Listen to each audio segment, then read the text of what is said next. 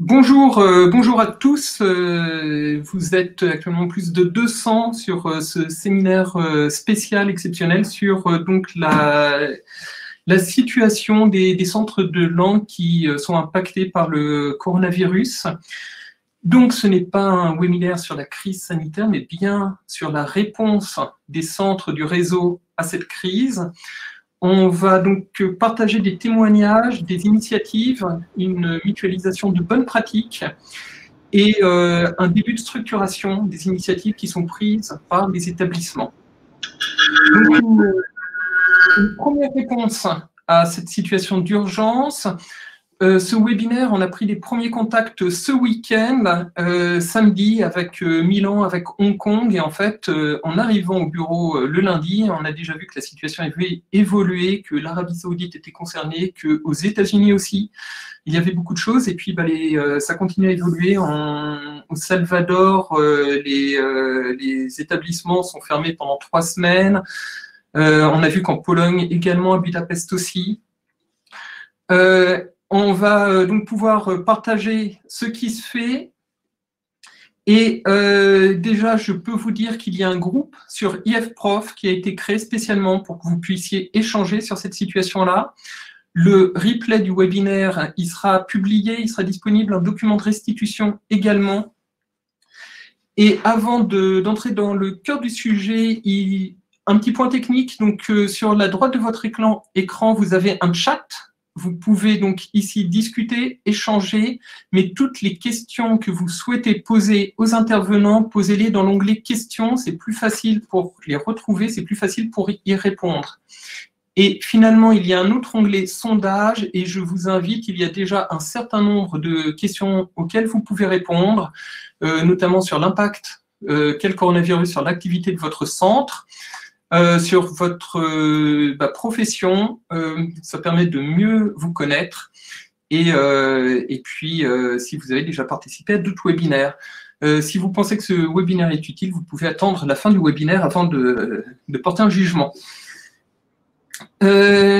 Voilà, alors je vais vous présenter maintenant les intervenants. Donc, par ordre alphabétique, nous avons Marguerite Bickel, qui est la coordinatrice adjointe du réseau des Alliances françaises aux États-Unis.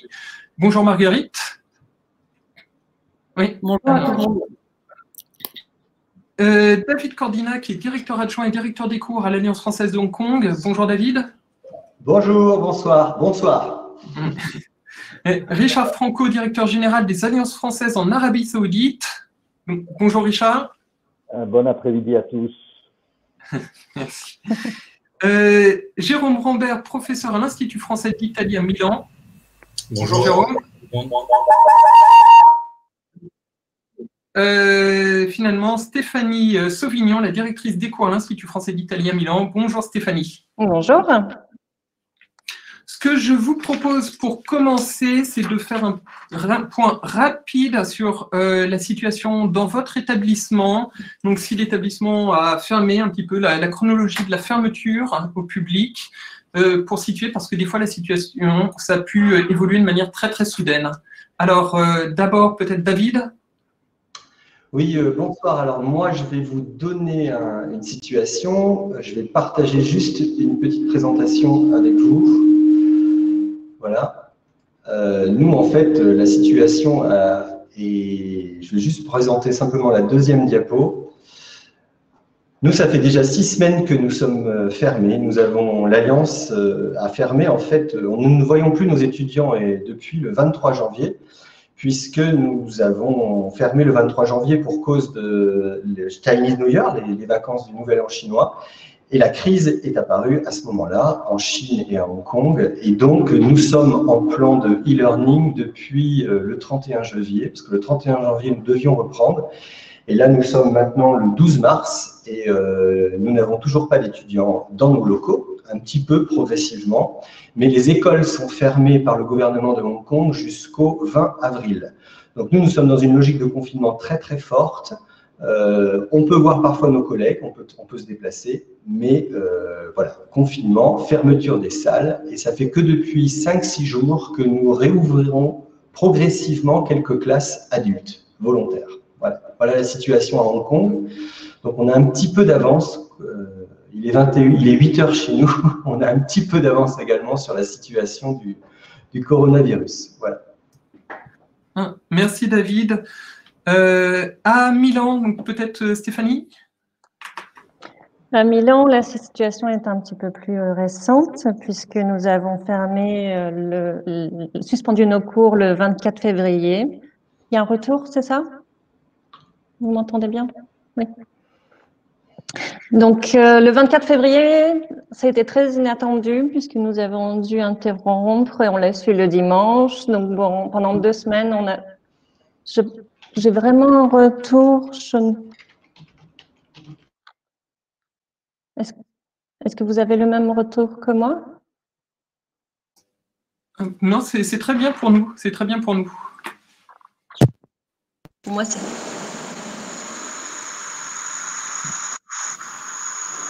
Je disais que nous avons interrompu les cours et nous avons mis en place pendant la première semaine, tout était interrompu. La deuxième semaine, nous avons pris contact avec nos élèves uniquement pour créer du lien.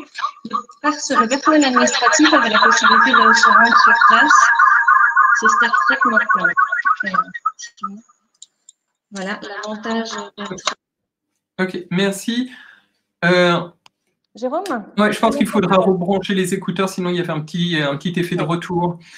On vient de Richard pour la situation en Arabie Saoudite, mais je pense qu'il va bientôt revenir. Et donc, peut-être Marguerite, aux États-Unis. Oui, alors bonjour, bonjour tout le monde.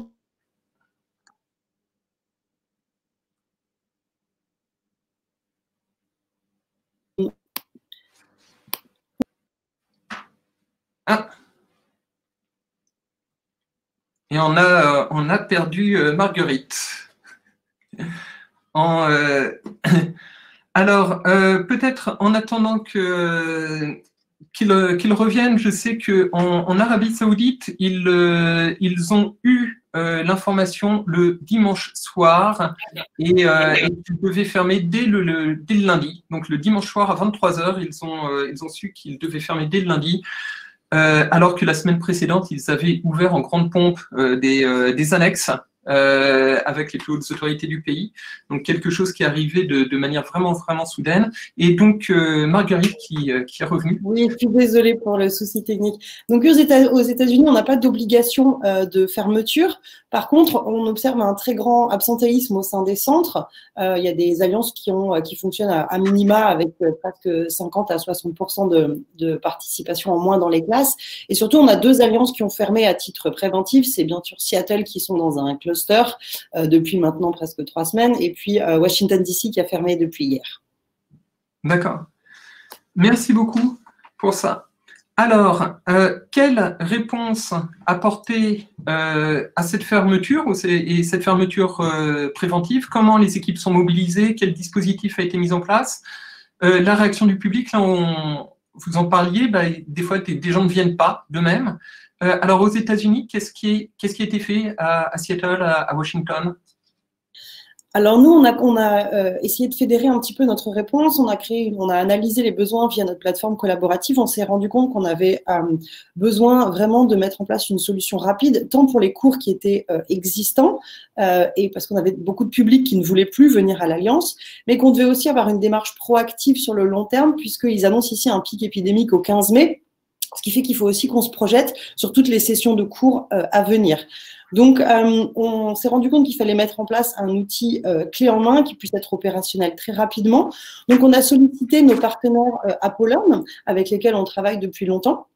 Avec eux, on a mis en place en quelques jours une plateforme donc qui peut être customisée pour chaque alliance française, au sein de laquelle on va retrouver donc des outils pédagogiques. On a réussi à négocier avec eux, avec les différents éditeurs de FLE, pour que toutes les ressources pédagogiques, le manuel, le cahier, mais aussi toutes les ressources complémentaires, exercices autocorrectifs, soient mis en place gratuitement dans cette plateforme. Donc, peu importe la méthode que vous utilisez, vous allez retrouver les ressources pédagogiques associées dans la plateforme Apollon.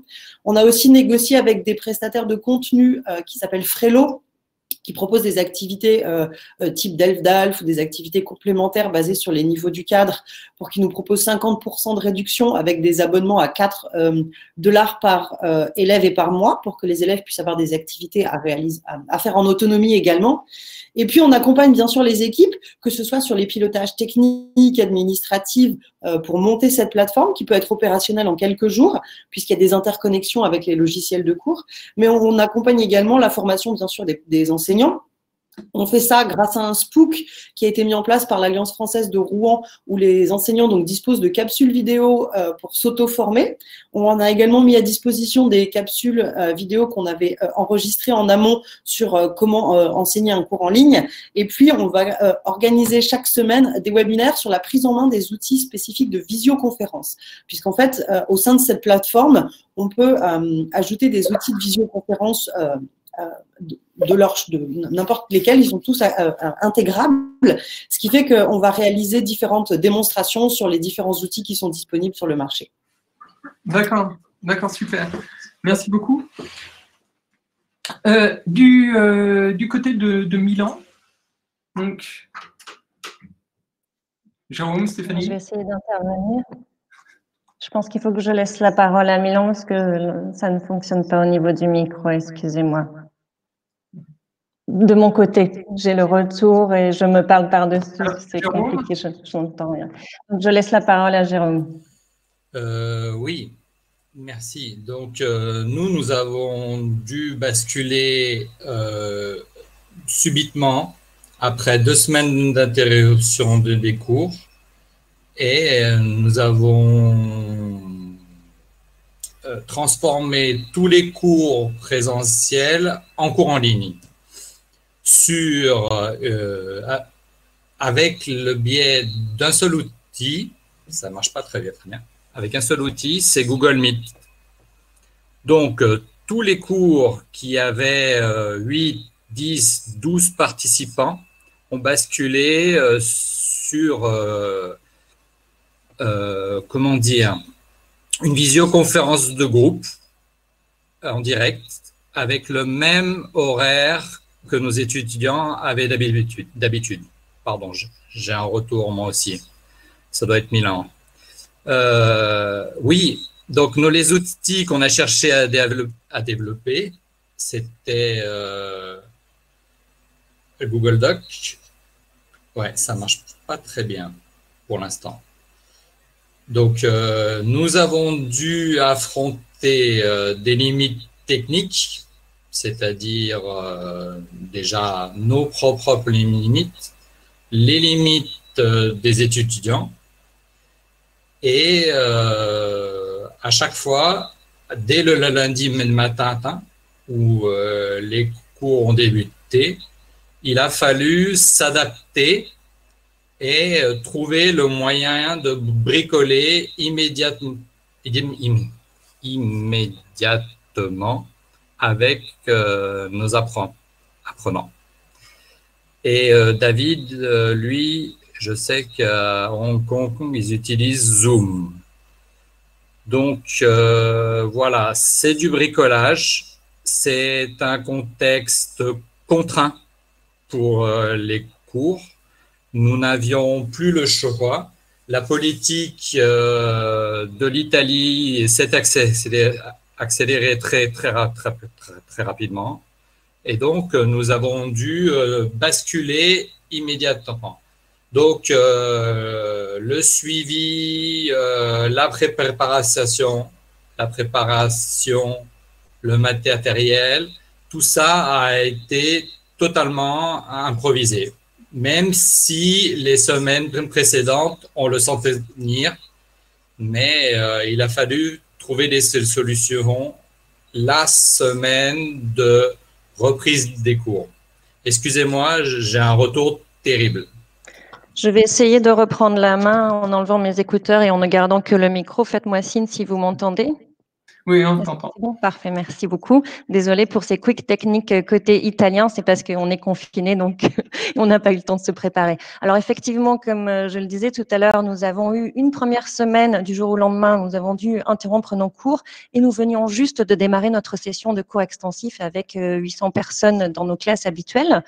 Ce qui n'a pas été simple puisque nous étions encore en période d'inscription. Donc, période d'inscription, ça veut dire qu'on a des personnes qui continuent à s'inscrire, à intégrer nos cours. Donc, il a fallu qu'on bascule les tests de positionnement aussi uniquement en modalité en ligne. Nous avons ensuite interrompu toute activité didactique pendant une première semaine parce que nous, on a vu les choses de très loin en Europe au début. On s'est dit, bon, ce qui se passe en Chine, ça n'arrivera pas forcément, en tout cas pas dans les mêmes modalités, de façon totalement ingénue, c'est ce que l'on s'est dit. Et puis, c'est arrivé du jour au lendemain. Entre le samedi et le dimanche, la situation a complètement explosé. Donc, on a tout fermé au niveau des cours. Donc, on est resté pendant une semaine en se disant, ça va être une semaine, on a le temps on reviendra la semaine prochaine. Et puis, la deuxième semaine, on s'est dit, oula, que fait-on? Donc, on a commencé à organiser des visioconférences avec l'équipe pédagogique pour pouvoir créer du lien avec nos élèves, parce que les élèves venaient de commencer leur session de cours, donc eux aussi se posaient la question, et il fallait surtout qu'on n'interrompe pas la continuité didactique. Donc, les enseignants se sont prêtés au jeu avec des petites visioconférences, des appels téléphoniques, ils ont utilisé WhatsApp, etc., juste pour recontacter leurs élèves, pour leur dire, on ne vous abandonne pas, on est là. Et puis, quelques jours après, on s'est préparé à la suite, parce qu'on a vu qu'à partir la semaine du 2 mars, on allait continuer à être fermé et que ça se prolongeait officiellement jusqu'au 15 mars, ou en tout cas au niveau de la Lombardie. Là, actuellement, les mesures sont en Italie. Toutes les activités de formation, tout est interrompu, tout est fermé, même les magasins, jusqu'au 3 avril. On ne sait pas ce qui se passera après. Donc là, on a dû basculer l'ensemble de nos cours collectifs. Et fort heureusement, notre public des cours a réagi de façon très positive. Nous n'avions pas eu le temps de nous préparer, donc il y avait des problématiques d'ordre technique, comme le disait Jérôme tout à l'heure. C'est-à-dire que les enseignants du jour au lendemain se retrouvaient chez eux. Ils ne pouvaient plus revenir à l'institut. Là, on est tous à domicile. C'est hashtag chacun chez soi.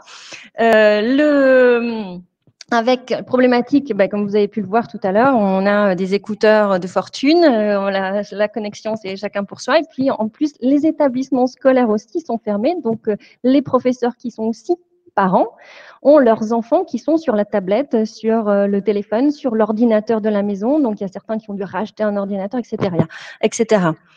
Est-ce que vous m'entendez? Je vois qu'il y a des personnes qui disent, est-ce qu'il y a quelqu'un qui parle? Oui, d'accord, merci. Parfait. Donc là, on est dans une perspective de fidélisation du public, essayer de les convaincre que la modalité, on a choisi, au début, on a tâtonné, hein, on a commencé par une modalité, on s'est dit sur un cours d'1 heure et demie, on va proposer 45 minutes de visioconférence, tout le reste sur une plateforme à distance, etc., pour le suivi de la partie plus structure de la langue et production écrite. En fait, on se rend compte, étant donné que là, tout le monde en Italie est à la maison, et donc les gens ne peuvent pas travailler ou sont en smart working. Ils ont très peu de temps à disposition, donc nos élèves sont en train de nous dire on préférait que la totalité de nos leçons se déroule selon la modalité en visio via Meet, parce qu'ils n'ont pas le temps à consacrer. Est-ce qu'on a des solutions pour les enfants? Nous, on a très peu de cours pour enfants, donc je laisserai peut-être d'autres personnes répondre sur la question. En revanche, nous avons, je te laisserai intervenir du coup, David, nous avons beaucoup de cours dans les entreprises. C'était difficile au niveau des entreprises puisque la situation jusqu'à il y a quelques jours, c'était on va être fermé on va interrompre nos cours pendant 2 semaines, voire 3 semaines. Donc, les entreprises nous ont dit, écoutez, on a d'autres difficultés en ce moment, on verra après pour la reprise, on reporte nos cours. Là, étant donné qu'on ne sait pas ce qui se passera, si on reprendra le 3 avril, voire après Pâques, les entreprises reviennent vers nous pour accepter ces modalités en ligne. Je voulais dire juste une chose par rapport au succès. Alors, c'est vrai qu'on a une équipe pédagogique qui est très motivée, qui s'est rendue très disponible pour proposer des solutions, même quand les personnes n'avaient pas les outils en face d'elles, n'avaient pas les outils pour suivre les cours, donc même les appeler 10 minutes, etc. On a quand même des personnes qui nous ont écrit pour dire je suis confinée à la maison, je ne peux plus sortir, je ne peux rien faire d'autre. Heureusement que vous êtes là, parce que grâce à vous, on continue à être dans un contexte social, on continue à avoir une vie sociale, même si c'est du virtuel. Mais en tout cas, à travers le français, on arrive à créer du lien. Voilà. D'accord. Merci beaucoup pour ça. Donc, il y avait d'avoir rebondi sur le public, la réaction des personnes qui fréquentent et donc une réaction qui est très positive. Est-ce qu'il y a eu des demandes de remboursement?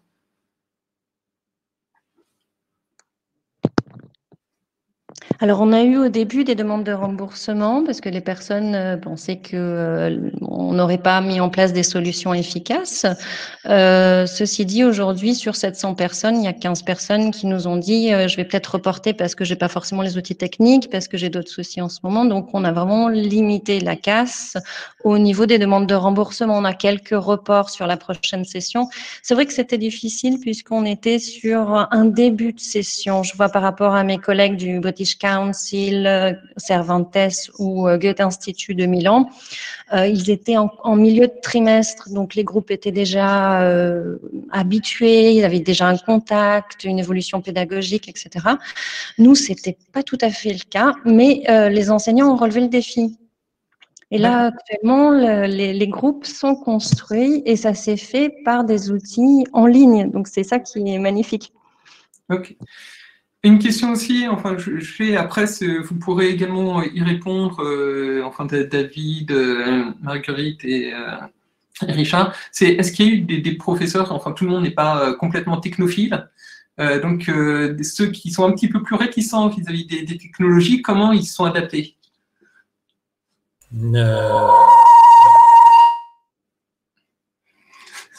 Je peux prendre la parole pour les États-Unis. Je pense que la plupart, nous, on est vraiment dans une démarche proactive, à savoir, pour l'instant, les enseignants se rendent encore en cours dans leurs alliances, mais ça va nous arriver dans un futur assez proche. Donc, les réactions des enseignants ont été la plupart du temps très positives, puisqu'ils ont vraiment pensé que c'était une alternative à un chômage technique forcé, ce qui fait qu'on a eu donc beaucoup de bonne volonté. Et à nouveau, les outils qu'on propose, ça s'apparente vraiment à un réseau social de la classe. Donc, si on a, par exemple, Facebook en usage personnel, c'est pas beaucoup plus compliqué d'enseigner avec un réseau social. On a un mur, on peut scroller, c'est vraiment user-friendly. Et de la même façon, pour les outils de visioconférence qu'on voudrait intégrer, on est sur des modalités assez simples de partage d'écran, on donne la main, on enlève la main. On n'est pas sur des outils qui sont vraiment d'une complexité technique telle que ça nous empêche de nous réinventer. Ensuite, pédagogiquement, on n'est pas non plus sur une vraie réflexion de comment je peux faire cours en ligne. Là, on répond à l'urgence, donc on garde finalement la pédagogie qui a été pensée pour des cours en présentiel, avec des méthodes qui ont été pensées pour du présentiel, et on le transfère à 100% en ligne. Donc pour les enseignants, c'est vraiment je suis la méthodologie de ma méthode, je déroule les unités de ma méthode. Ils n'ont pas à réinventer la façon dont ils enseignent, ni les outils qu'ils utilisent. Et après, on met dessus une couche de technique, mais à nouveau, on les encadre. Ils ont des capsules vidéo, on leur fait des démonstrations. Les équipes sont très mobilisées dans chaque alliance pour encadrer ce passage. Je pense que c'est pas insurmontable du tout. Si je peux intervenir. Pour nous avons fait 3 jours de formation en présentiel, très rapidement. Et nous avons également toujours fait des sessions Zoom pour la formation également. Des sessions Zoom, c'est un outil de visioconférence, hein, que ce soit, je vois beaucoup de produits différents qui sont nommés dans le chat, mais moi, si je vais un peu généraliser, je veux dire qu'il faut un outil de visioconférence. Et donc, nous, l'équipe de profs, nous, on avait commencé déjà 2 semaines en présentiel et donc on a switché, en numérique et il nous a fallu une semaine pour transférer nos 200 cours adultes en cours à distance, en e-learning. Mais je vais laisser d'abord la parole peut-être à mon collègue d'Arabie Saoudite qui n'a pas beaucoup parlé de son contexte. Et après, moi, j'ai une présentation pour vous parler peut-être des pratiques de classe pour tous les publics, parce qu'on est allé jusqu'au maternel. Vous m'entendez? Et que je reviens à ce qu'a dit Marguerite aussi, c'est qu'il y a des professeurs qui ont repris un cours vous m'entendez? Présentiel avec un temps de visioconférence long. Et il y a eu certains qui ont fait une vraie pédagogie numérique et qui était différente. Donc, je en parlerai tout à l'heure. Et on a perdu à nouveau Richard. Donc, les aléas de la technique, c'est une des problématiques qu'il y a. Est-ce que je le reprends? Oui, donc oui, David, peut-être… je vais avancer, je vais faire ma présentation. Donc ça, c'était mon confinement. Pour nous, l'indispensable pour faire du e-learning, il faut d'abord un outil de emailing et d'avoir de contact. Il faut que les professeurs et que l'école aient tout de suite le contact de ces étudiants pour les prévenir et pour les prévenir également de quel outil on va faire. Donc il faut un outil, le troisième, vous voyez, tout le monde en a parlé, tout le monde zoom, tout le monde focalise surtout sur l'outil de visioconférence. Mais moi, je vais insister également sur le deuxième outil. Il faut une plateforme. Marguerite l'a dit avec AppleLearn, mais il faut un outil de dépôt de ressources, de vidéos, de liens, d'outils d'interaction. Donc, ça peut être AppleLearn, ça peut être Google Classroom. À Hong Kong, énormément d'écoles internationales sont en train d'utiliser Google Classroom. Nous, on a utilisé Ning parce qu'on avait déjà une expertise pour utiliser Ning. Après, vous avez vu, il y a d'autres outils que plein de profs peuvent utiliser. Mais moi, je parle au nom de l'institution. Il fallait 3 types d'outils capitaux pour lancer et pour faire la transition. Donc, nous, on voulait l'outil Zoom pour faire du synchrone, donc pour faire des visioconférences. Et on a eu un problème au début, et attention, sur la durée de la session Zoom. Parce que des étudiants qui ne comprennent pas forcément qu'est-ce que c'est que le travail en e-learning peuvent tout de suite demander « Ah, mais moi, j'ai acheté pour 3 heures, je veux 3 heures en visioconférence. » Or, 3 heures en visioconférence, il faut le dire que c'est dur, c'est pénible pour le prof et pour les étudiants, parce qu'il faut tenir. Et donc, on a fait plein de scénarios différents avec les professeurs, et je salue vraiment tous les professeurs de l'Alliance française de Hong Kong qui ont testé plein de choses.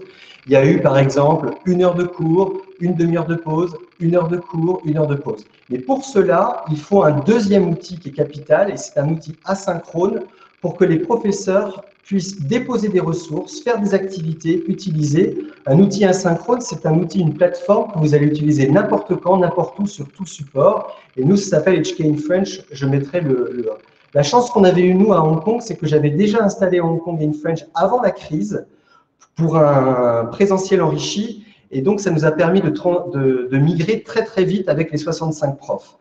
Et on a fait beaucoup d'organisations de formation pour nos étudiants, et pour nos professeurs pour préparer l'environnement personnel d'apprentissage. Parce qu'il fallait que l'étudiant soit au courant de l'URL pour la session Zoom, il fallait que l'étudiant soit invité dans son groupe, alors que ce soit Google Classroom, Apple Learn ou Ning ou peu importe.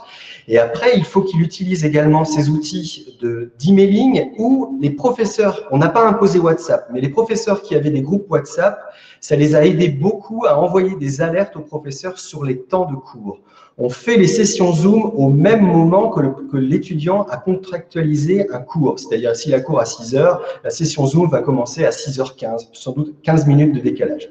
Et on a utilisé après YouTube, vous allez voir après pour la suite. Donc, tout ça pour les étudiants, ça je vais passer vite, c'est de l'apprentissage formel, informel. Ça donne beaucoup de discipline sur l'auto-apprentissage. Il a fallu qu'on explique beaucoup aux étudiants parce qu'on a eu des plaintes, parce qu'on a eu beaucoup de demandes de remboursement, on a eu des demandes toujours de critiques. Et donc, on a formé, on a éduqué, on n'a pas arrêté de faire des vidéos pour expliquer que le cours en e-learning peut être pareil. Parce qu'en fait, quand on réfléchit dans un 3 heures de cours de face à face en présentiel, vous avez plein d'étudiants qui viennent dans le cours, qui sont tranquilles, qui ont un taux d'activité vraiment assez calme. Et là, ils se rendent compte qu'avec un cours en e-learning, il faut qu'ils parlent, avec une plateforme, avec tout ça, il y a tout d'un coup un taux d'activité d'apprentissage chez les étudiants qui est assez élevé. Or, sur une partie de nos étudiants à Hong Kong, ce n'est pas ce qu'ils voulaient. Eux, ils allaient à l'Alliance française pour la sociabilité. Et souvent, ça a été dur parce qu'ils l'ont un peu perdu. Donc voilà, mais pour nous, en intensité et en impact pédagogique, on a vu quand même des choses assez intéressantes arriver. J'avance, j'accélère, parce que nous, après, on a 3000 étudiants. On a dû migrer 3000 étudiants pour la session du printemps, et 3000 étudiants, on a presque la moitié qui sont des adolescents, des enfants. Alors là, on a dû créer en une semaine, grâce à toute l'équipe de l'Alliance française, un autre réseau, le même réseau, mais pour les enfants, beaucoup plus protégé, où on a fait exactement la même chose et on a utilisé beaucoup les ressources des éditeurs pour mettre en ligne et pour déjà programmer un environnement qui était là.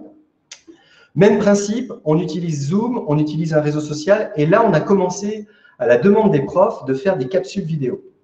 Parce que les capsules vidéo, on a vu que ça marchait bien, les capsules de 2-3 minutes, mais on a voulu, on l'a fait pour enrichir le cours et être dans une logique un peu de classe inversée.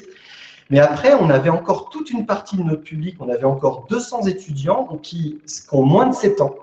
Et eux, pour eux, on se dit ce n'est pas possible que ces étudiants ou que même leurs parents aillent dans un réseau parce que c'est des problèmes de littératie numérique, c'est des problèmes d'écriture, donc on ne pouvait pas. Donc, qu'est-ce qu'on a fait? On a transformé un petit peu notre salle maternelle, que vous voyez là, ici. C'est une salle qui s'est transformée un peu en studio et on a fusionné toutes les classes des maternelles et on a des professeurs qui font des 30 minutes de session de programme éducatif. C'est de la télévision, du programme éducatif avec des petites vidéos, avec des petits liens. Et là, on arrive à satisfaire une partie des publics maternels. Mais c'est un grand challenge parce qu'on va voir si la semaine prochaine, quand on va ouvrir les inscriptions, on aura autant d'inscriptions qu'on a eu en janvier, j'espère, mais il y a quand même un défi à relever. Alors, moi, je vais juste finir, j'ai deux diapos de conclusion. Pour les collègues qui travaillent dans les centres, dans le management, faites attention, choisissez rapidement vos outils et mettez-les vite en place. Pensez à votre communication de crise. Pensez tout de suite à une formation pour les professeurs et regardez également tout de suite si dans vos textes juridiques, vous avez une clause sur des crises sanitaires. Nous l'avions. Pour les enseignants, commencez, si vous n'avez pas commencé et s'il faut se commencer, réfléchissez beaucoup déjà à vous auto-former, à découvrir des outils en version gratuite, notamment les outils de visioconférence. Accédez tout de suite et scannez ou peut-être vos ressources, parce que si vous ne pouvez plus revenir dans le centre, vous ne les aurez pas et il vous faut des JPEG, il vous faut des PDF. Et aussi, attention, récoltez bien déjà le contact de vos étudiants, parce que vous en aurez besoin pour les contacter. Dernière slide pour moi, attention pour les étudiants, ayez une communication assez claire sur votre plan parce que des fois c'est flou, on les noie de mails. Attention, comme je l'ai dit, sur la durée de la visioconférence, c'est là qu'on a eu le plus de conflits. Le plus de conflits était sur la visioconférence parce que malheureusement, nous avions commencé avec la version gratuite et nous avons dû passer tout de suite à la version payante pour avoir plus de temps. Faites attention aussi à la charge de travail parce que beaucoup d'études professeurs qui ne connaissent pas trop le e-learning donne plein de travail à faire à la maison et là on le voit avec les enfants de Hong Kong, ils sont complètement, ils n'en peuvent plus. Donc doucement parce que vous devez vraiment vous informer les étudiants sur qu'est-ce que c'est que l'activité en ligne, la production orale, la CO en visioconférence et on peut faire la production écrite ou les exercices systématisation sur un outil après dans la semaine asynchrone. Voilà, j'ai fini ma présentation, maintenant je vais répondre à toutes vos questions mais je vais laisser la place déjà. Je m'arrête et je vais laisser la parole à mon collègue, à Richard d'Arabie Saoudite. Voilà. Merci. Alors, juste avant, il y avait quelque chose que je trouvais intéressant entre ce qui a été dit aux États-Unis et également donc, à Hong Kong. C'est vous êtes appuyé sur des solutions qui existaient déjà, qui étaient déjà utilisées. Et pas forcément de se lancer sur du neuf. Et je pense que c'est quelque chose qui est important pour que ça réussisse. Il y a déjà des outils ici, il y a déjà des outils qui sont en place, de voir comment on peut les mettre à l'échelle. S'il faut partir sur des nouveaux outils, il va falloir se former à ces nouveaux outils. Et puis, il faut aussi veiller on a besoin d'un outil en ce moment en situation de crise, mais quel est l'engagement qu'on a derrière avec le fournisseur de l'outil et est-ce que c'est bien quelque chose qui va convenir plus loin, plus tard. Aussi, les fournisseurs proposent pour beaucoup, j'y reviendrai un petit peu dans la conclusion, des offres promotionnelles dans cette situation de crise. Mais si on en bénéficie pendant 3 mois, qu'est-ce qu'on fait sur les mois d'engagement qu'il y aura derrière? Donc, aussi bien se projeter à l'avant.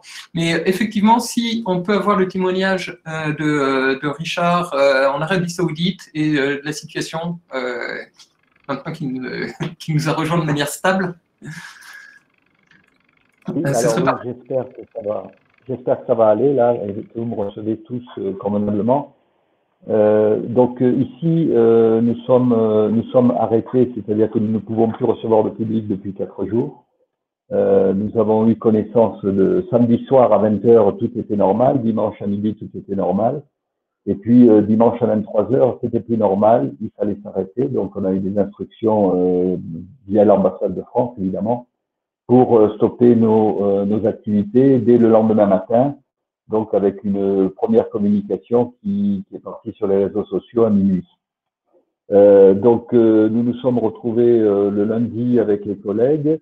Alors, il faut savoir juste une petite précision sur la situation en Arabie Saoudite, puisqu'il s'agit d'une alliance française pays qui comporte 4 antennes, dont une devait commencer ces jours-ci, justement, à fonctionner ces jours-ci. Donc, nous avons une implantation à Jeddah, une implantation à Riyad, la capitale où je me trouve, et une implantation dans la province de l'Est, à Al-Khobar, près de Bahreïn, pour ceux qui connaissent un peu la géographie de la région. Nous étions aussi à une période très particulière, puisque dimanche, c'était le premier jour de la session de printemps. La deuxième session de l'année, nous fonctionnons par des sessions assez courtes de 6-7 semaines. Et donc, nous avons, dimanche soir, nous avions à peu près 1/3 de nos inscrits attendus. C'est-à-dire à peu près 150 sur 450 étudiants par session. Donc, nous sommes une alliance pays, mais une alliance de taille modeste, avec des antennes qui fonctionnent, une antenne, par exemple, à Al-Khobar, avec une cinquantaine d'étudiants, 50 à 70 étudiants. Donc, de petites et moyennes alliances. La faiblesse, alors comment fonctionner? Évidemment, nous retrouverons par visioconférence, non pas parce que nous sommes confinés chez nous, mais parce que la distance fait que la meilleure façon de se réunir, évidemment, c'est d'utiliser cet outil quand il n'est pas trop instable. Et donc, nous avons lancé la réflexion sur quoi faire et comment le faire. Alors naturellement, passant derrière tous les collègues, j'ai entendu tout ce qui a été fait ailleurs, les questions qui se posent. On se pose aussi les mêmes questions, on a regardé les mêmes outils, savoir quelle solution adopter, puisque pour nous, c'est comme pour tout le monde, c'est une situation évidemment inattendue et aussi qui interroge nos pratiques. Puisque jusqu'à présent, même si nous sommes une alliance pays, on fonctionne au-delà d'un calendrier commun de progression commune. Après, chacun a son mode de fonctionnement et chaque antenne fonctionne comme une alliance avec un degré d'autonomie dans ses activités. Donc, cette situation nous force l'équipe, une douzaine de personnes, je dois le préciser en termes de permanents, force l'équipe à se retrouver et à partager davantage que ce qu'elle pouvait partager jusqu'à ce jour. Nous allons commencer, pour terminer sur le propos, donc vous l'avez compris, depuis 4 jours, chacun travaille par binôme ou par équipe de 3, de 4 maximum, bien sûr, à trouver les solutions, les premières solutions. On a pensé à utiliser Zoom et ou Webroom, mais évidemment, on s'interroge sur la pertinence de reproduire un cours présentiel de la même façon, le produire en cours à distance. Et évidemment, vous avez apporté aussi là déjà des réponses. Donc, on va tenter, des premiers tests vont être tentés dès dimanche, puisque nous sommes à la veille du week-end. Hein, demain, il n'y a pas d'activité, vendredi, et le samedi non plus, donc ou peu d'activité le samedi. Et donc dimanche, nous allons tenter des premiers tests avec des groupes tests et voir comment on structure notre offre. Évidemment, il y a aussi la question qui a été évoquée par David à Hong Kong sur notre comment dirais-je, sur nos conditions générales de vente. Bon, nous on n'a pas de risque sanitaire qui est inscrit, mais je dois dire pour finir que le public a accueilli notre public a accueilli la situation avec beaucoup de beaucoup de sympathie, de tolérance. Il est évident que c'est une situation qui nous touche tous et on n'a pas à faire face à des à des demandes exorbitantes de remboursement ou de protestation. Les gens attendent. Donc on parlera, je pense, ensuite un peu de communication.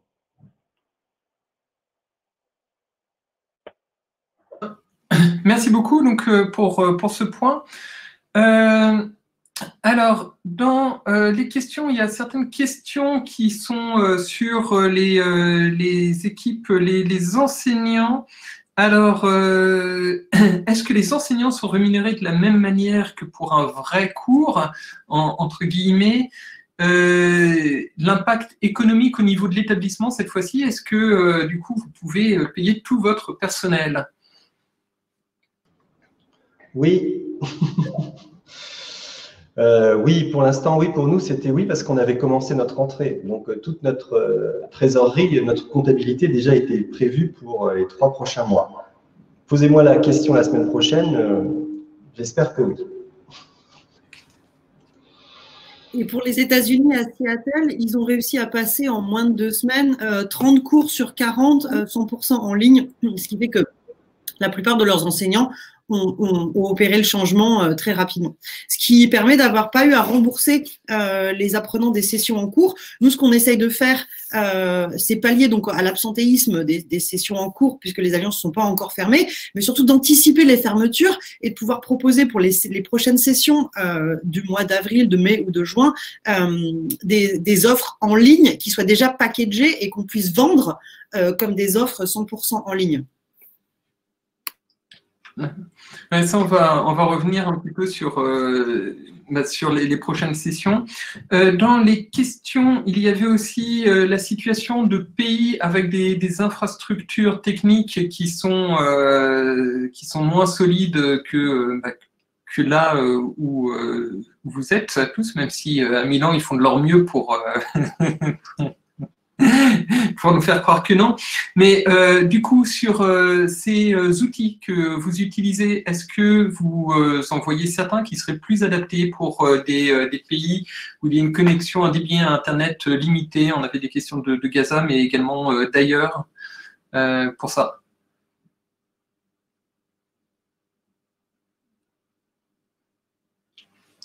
Alors, avec le micro. Oui, oui. Ah. Pardon. Non, moi, je sais que à Hong Kong, on a une connexion qui est très bonne, mais j'ai échangé déjà avec des collègues qui ont des problèmes de connexion, et eux sont partis sur un projet plutôt de création, d'enregistrement de capsules, de les mettre après sur une chaîne YouTube ou quelque chose, et d'éviter de faire du synchrone visioconférence. Voilà.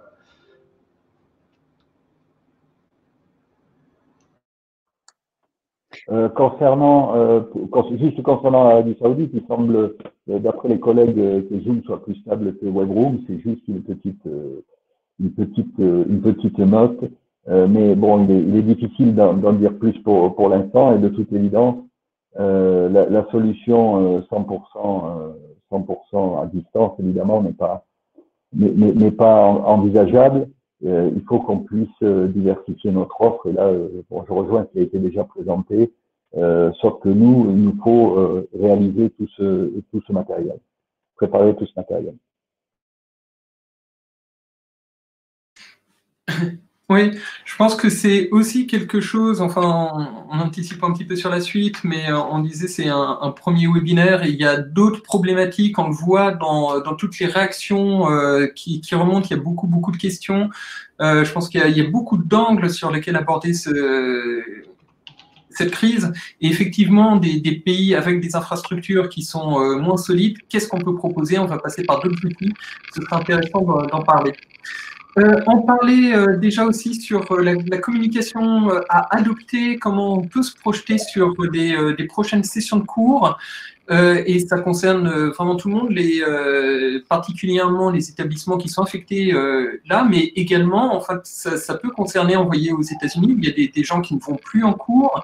Je pense que de la même manière, il y a des gens qui ne vont pas s'inscrire parce qu'ils craignent que l'établissement puisse fermer ou des choses comme ça. Alors, comment vous anticipez les prochaines inscriptions? Déjà, enfin, David, tu parlais que la prochaine session d'inscription, c'était dès lundi. Donc, comment vous avez communiqué dessus? Alors, c'est un sujet complexe, hein. Nous, on va essayer d'offrir la même offre, mais on va faire beaucoup de gestes commerciaux. C'est un effort très fort de l'Alliance française d'offrir des gestes, des discounts, des coupons pour inviter nos étudiants à se réinscrire. Nous sommes en train de dire, nous planifions une réouverture sur le 20 avril, donc nous espérons que la situation sera plus contrôlée.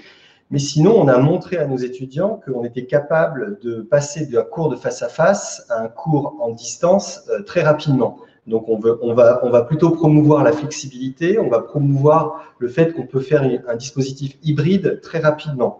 Donc là, même actuellement, on a des classes volontaires avec des petites classes, avec 100% d'accord entre le professeur et l'étudiant, en respectant des mesures de sécurité sanitaire, prise de température, le masque, tout ça. Là, même à côté de la classe, là, j'ai un cours qui a repris en face à face. Donc, on est 6e semaine de crise, donc on commence à avoir chez les adultes donc un comportement de certaines classes qui veulent revenir. Donc, on fait attention. Voilà. Donc, nous, on va être un peu dans le mitigé, mais on va essayer vraiment de communiquer sur ce fait de rapidité, flexibilité, d'aller de chez soi à la session visioconférence. Voilà. Au niveau de l'Italie, je pense qu'on en saura davantage mi-avril, puisque là, on est encore au début de la crise. Ceci dit, notre prochaine session extensive aura lieu à l'automne, donc on a quand même le temps de pouvoir mieux se préparer et anticiper. Pour l'instant, on communique sur les sessions que nous avons actuellement pour convaincre les gens à continuer à s'inscrire. Et puis, pour tout ce qui est nouvelles modalités ou petites sessions intensives, nous allons les proposer directement selon les modalités actuelles.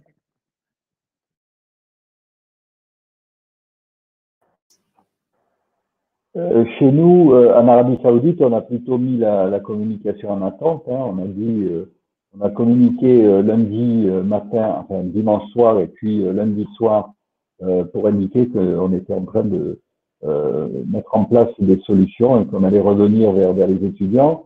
Évidemment, vu le faible nombre de nos inscrits comparé aux gros établissements comme Hong Kong, Milan ou le réseau états-unien, nous sommes en contact direct avec les étudiants. C'est la facilité que nous avons au moins vu notre échelle de pouvoir appeler chaque personne et ça a été fait évidemment, ça a été fait dès lundi, ce qui permet d'atténuer le choc en quelque sorte. Concernant les inscriptions, puisque ça a été évoqué juste avant, nous avons tout simplement les inscriptions se sont arrêtées. Puisque les établissements ont fermé. Dimanche, c'était le premier jour de cours. Cette semaine, c'était la première semaine de cours de la nouvelle session. À partir du moment où il y a une instruction qui a été donnée par les autorités de fermer tous les établissements scolaires et les établissements assimilés, les inscriptions se sont arrêtées. Et donc là, pour nous, c'est clairement une période, c'est clairement une période blanche. À nous de rebondir et de trouver des solutions pour que cette période blanche ne se prolonge pas trop longtemps. Et en tout cas, décaler, puisqu'on a un calendrier, nous, fait de sessions assez courtes, décaler, faire coulisser nos sessions, reconstruire notre calendrier jusqu'à la fin de l'année, en souhaitant que la crise ne s'éternise pas, évidemment.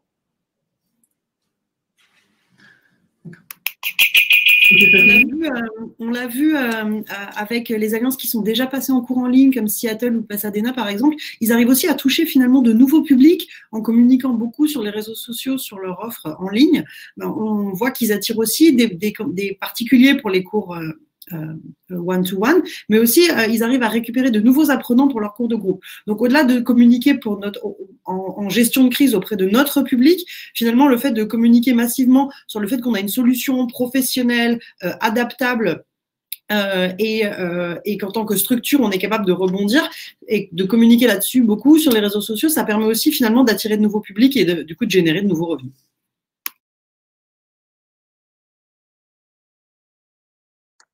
Je voulais juste intervenir sur la problématique qui concerne plutôt les certifications, parce que l'Italie est un pays dans lequel il y a un grand nombre de certifications DELF-DALF. À Milan, nous avons en général 6000 candidats inscrits DELF-DALF chaque année, dont 5000 scolaires, dont 4000 au mois de mai. Donc là, vu l'état actuel des choses, vu la situation actuelle, les établissements étant fermés jusqu'au 3 avril pour l'instant, probablement jusqu'au 17 avril, les établissements sont en train de nous contacter pour dire que l'inscription à la session du mois de mai sera probablement renvoyée à celle de juin, voire celle de novembre. Donc il y a quand même cette interrogation-là pour répondre aux problématiques financières. Tout à l'heure, personne posait les questions. Quel est l'impact au niveau des cours, qu'il s'agisse de cours collectifs en présentiel que nous avons basculé sur des modalités en ligne et cours en entreprise qui vont reprendre aussi. C'est un moindre mal, mais au niveau des certifications, effectivement, il y a d'autres soucis liés à la fermeture des établissements scolaires. Donc, les enseignants ont moins de temps pour préparer leurs candidats. Il y a eu des décalages, donc effectivement, il y aura un impact à ce niveau-là.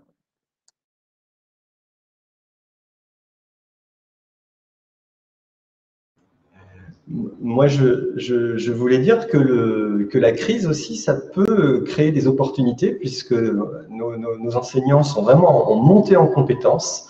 Et nous, alors peut-être pas pour avril, mais bientôt, on va proposer des cours totalement en ligne, des choses qu'on ne faisait pas, qu'on ne proposait pas avant. Mais là, on voit, j'ai déjà quelques collègues qui me disent aussi, s'il y a un cours en ligne et totalement à prendre, je veux bien, donc c'est bon. Donc j'espère que ça va se concrétiser, j'espère que ça va aller, mais voilà, chaque événement, même les plus malheureux, crée des opportunités. Alors, il y a des questions sur les maisons d'édition. Est-ce qu'elles acceptent facilement de permettre l'accès aux ressources de leur manuel? Et ça retrouve un petit peu où trouver les ressources pédagogiques adaptées au e-learning.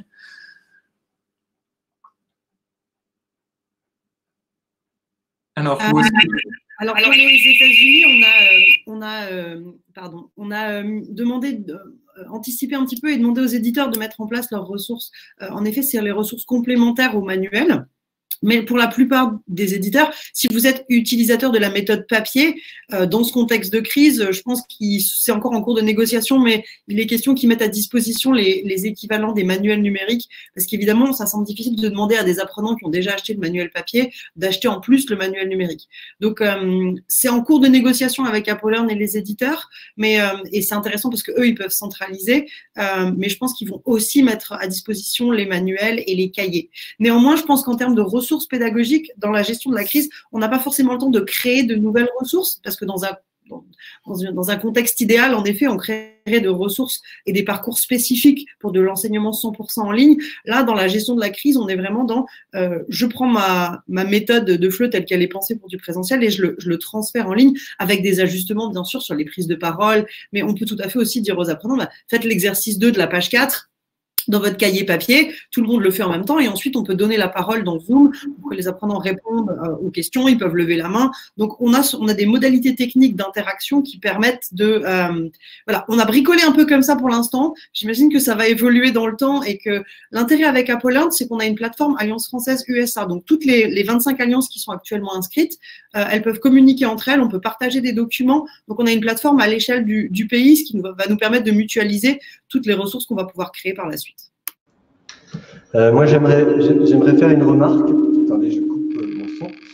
Le manuel numérique. Nous, tous nos étudiants ont acheté le manuel papier, mais on a fait quand même un peu un investissement en manuel numérique pour certains profs, parce que quand vous avez le manuel numérique et quand vous faites une session de visioconférence et quand vous partagez le manuel numérique, c'est souvent très pratique pour le prof d'avoir tout de suite le son, la vidéo, tout intégré. Nous, nos collègues avaient beaucoup travaillé avec les outils de TBI, donc ils avaient déjà des PowerPoint ou des notebooks préparés pour leur cours, donc ils l'ont fait. Mais comment dire, c'est des fois un modèle qui est un peu limité, ça marche bien pour une grande partie des cours, mais on n'oublie pas également le réseau social ou la plateforme pour faire les productions écrites, et je pousse beaucoup mes professeurs à centrer énormément sur la production d'apprenants, de voir ce qu'ils produisent, de voir ce qu'ils écrivent, parce qu'il le faut. Voilà. Alors, il y a certains professeurs qui ont du mal, qui me disent non, mais moi mes étudiants ils écrivent sur WhatsApp, ou moi mes étudiants ils m'envoient des mails. Alors je leur dis oui, c'est bien, c'est beaucoup mieux, c'est mieux que rien, mais déjà d'être dans un espace collaboratif où ils puissent écrire, ça permet de le montrer à tout le monde, ça permet de partager. Il y a plein de professeurs aussi qui aiment, comme a dit la collègue des États-Unis, de voir ce que font les autres profs. Il y a une grande visibilité qu'il n'y avait pas avant dans un cours face à face. Donc voilà, il y a des échanges de pratiques. Parfois, de dire des ressources typiquement pour le e-learning, oui, probablement il y en aura, mais comme a dit Marguerite, on est dans l'urgence et que parfois, quand on prend une ressource du document, du manuel, tous nos étudiants ont acheté le manuel et qu'on le met en ligne, on fait l'activité, ça marche aussi, ça va, c'est bien, on arrive à faire le cours. Voilà. Pour ce qui est du contact avec les éditeurs, c'est aussi un rôle que l'Institut français peut jouer ici à Paris.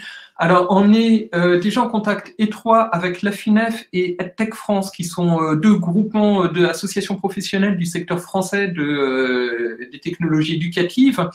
Ils ont anticipé les choses, ils ont déjà contacté leurs membres, il y a des choses qui se mettent en place et selon les besoins, on voit des besoins en visioconférence, etc.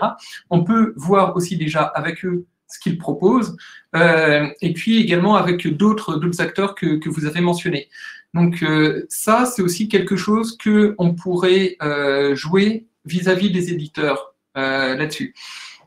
Donc, n'hésitez pas à revenir là-dessus et à nous contacter. Il y a la mutualisation des ressources pour le e-learning. On parlait de ce qui se fait donc aux États-Unis, à Hong Kong, du partage. N'hésitez pas non plus à aller donc sur IFProf. Il y a le groupe et je pense que Martin qui est derrière le chat, etc., va pouvoir partager le lien vers le groupe sur IFProf qui vous permet d'échanger également et de mutualiser ressources et bonnes pratiques.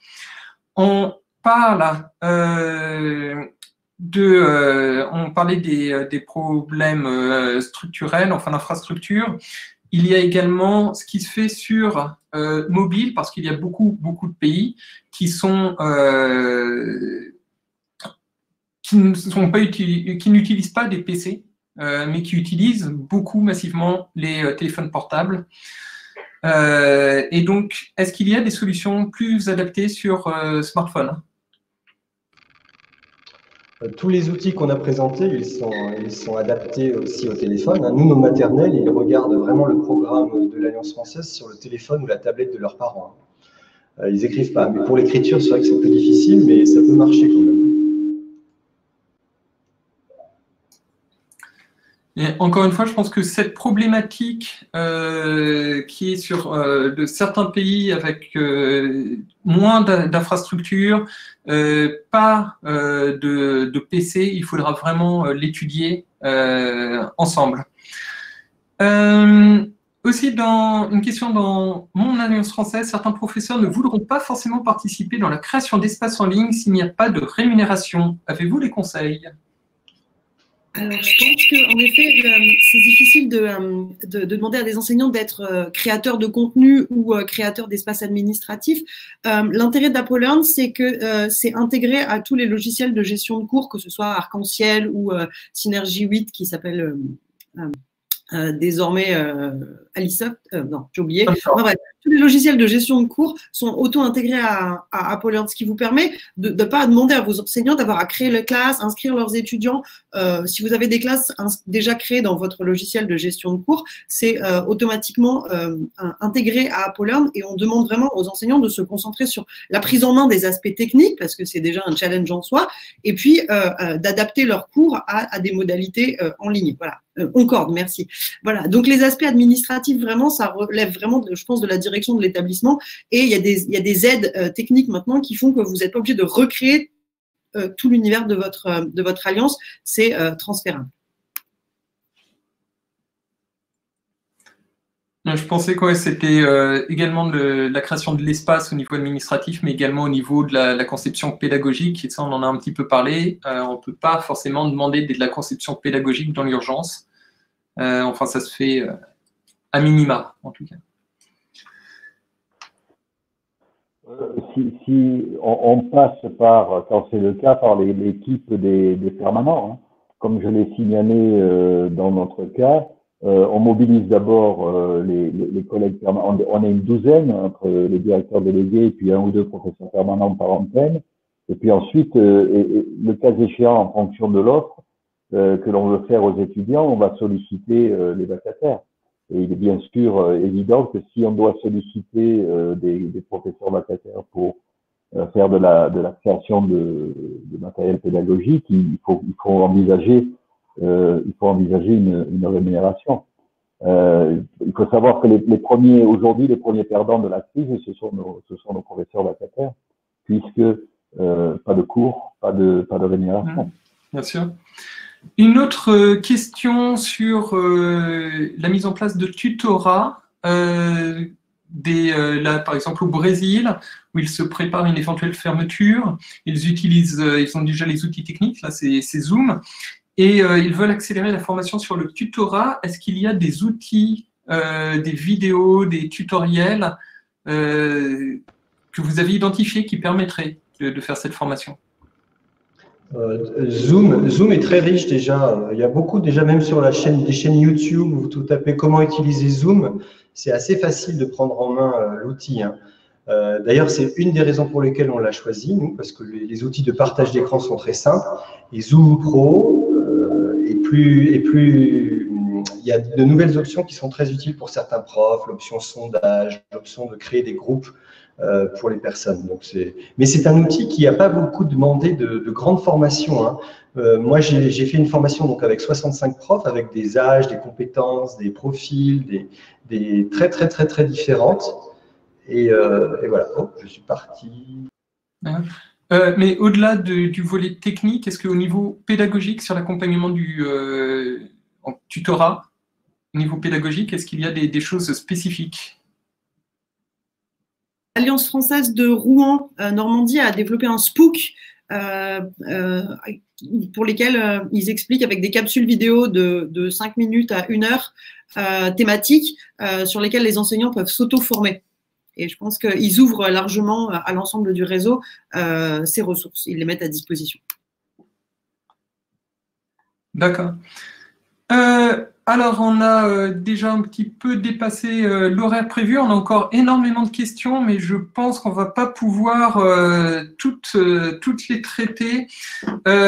Encore une fois, on l'a dit en introduction, c'est un premier pas, ce webinaire, c'est un premier pas vers une structuration de notre réponse commune à cette problématique de fermeture au public des centres de cours. Donc, toutes les réponses qui ont été apportées, c'est déjà ça nous guide dans la réflexion. Ça montre clairement qu'on est tous concernés, que les équipes des établissements qui ont impacté sont impliquées toutes immédiatement. Vous avez tous montré beaucoup de réactivité pour mobiliser, pour apporter des réponses, et que le public a quand même apprécié tous les efforts que vous avez mis en place. Et je pense qu'ils s'en rappelleront de ça. Donc, il y a encore beaucoup d'enjeux là-dessus. Il y a des enjeux pour des établissements qui vont malheureusement devoir eux aussi fermer. Il y a des enjeux sur les prochaines sessions de cours. Le chat est là. Le IF-Prof est là pour donc ce groupe pour continuer les échanges. Sur le chat, n'hésitez pas à continuer à nous faire part des points que vous souhaiteriez voir abordés dans un autre webinaire. Également, allez dans l'onglet sondage et répondez aux questions si vous ne l'avez pas encore fait. Alors, sur le groupe IF-Prof, on va partager très vite le replay de ce webinaire. On va également partager un document de synthèse des échanges qu'il y aura eu. On est là également, Institut français de Paris, pour vous accompagner. Donc, n'hésitez pas à nous contacter. Je pense que Martin va poster nos adresses e-mail dans le chat. Donc, vous pourrez les retrouver. Ce sera également dans le document de synthèse qui sera sur IF-Prof. Et puis, mille merci aux intervenants qui ont réussi à se rendre disponibles, alors qu'ils sont, vous l'avez compris, dans des situations d'urgence, avec énormément de choses à gérer pour répondre aux besoins de leur public et maintenir l'activité du centre.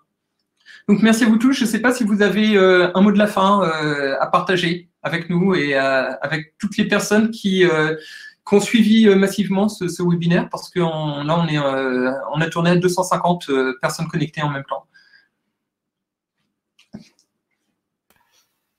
Alors, je ne sais pas, un dernier mot. Au revoir. Ce que j'étais en train d'écrire sur le chat, la solidarité entre enseignants est très importante. Donc, il faut faire confiance aux équipes. Oui, c'est vrai aussi à Hong Kong, et moi je lui dis faites attention, lavez-vous les mains, portez des masques, faites attention et on va s'en sortir. Voilà, donc merci à ça, effectivement, la solidarité entre les enseignants est très importante. Merci beaucoup et à très bientôt. Au revoir. C'est coupé? Non, c'est pas coupé. Pardon.